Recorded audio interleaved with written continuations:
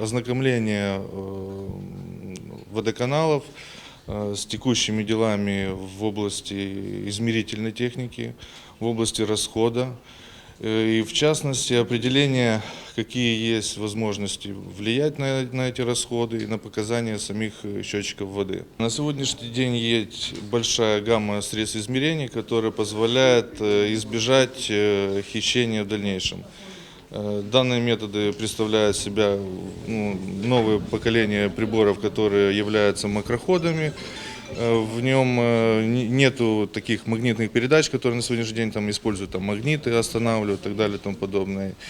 Более продвинутая система есть снятие показаний дистанционно, что позволяет ежедневно вести мониторинг средств измерения и показаний, которые они выдают.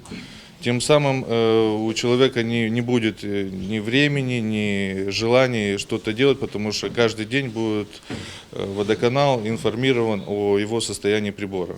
В ценах тут есть небольшое повышение, так как, допустим, если добавлять к простому водомеру дистанционный съем показаний, там идет литиевая батарейка, там идет микросхема, конечно, она стоит отдельную плату. То есть имеет определенную частоту, должен блок быть, который снимает это показание, передает дальше. То есть, есть определенные затраты. Но вкупе с тем, что какие есть на сегодняшний день потери, то я считаю, что экономическая целесообразность в этом присутствует. То есть в дальнейшем мы получим экономию. Здесь у нас гость есть со всего юга. Это и Староклей, из Вулканешт. И внедрять нужно во всех регионах, не только в нашем городе. Потому что у нас везде проблемы по суканалам, по водоканалам, или у кого-то называется апотерм. Проблемы все одинаковые. Везде идут потери воды в огромном количестве, везде идут хищения. Это до 70%. Наш город, наверное, он лидирует в этом плане, потому что здесь никогда не были реконструированы эти трассы, они все, как были с советских времен. Те, что люди делали сами, проводили через дворы, через огороды. И сегодня мы имеем огромные проблемы не только с потерями, в первую очередь с воровством, с хищением.